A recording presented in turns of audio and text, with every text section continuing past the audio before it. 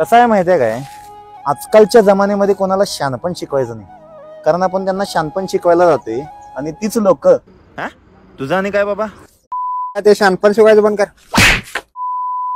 कामाचं बघ जा.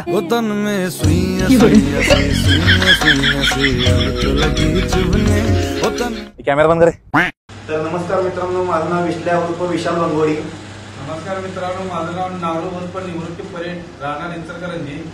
नमस्कार मित्रांनो, माझं नाव बाण्या उर्फ बालाजी लांगे, मी राहणार इचलकरंजी.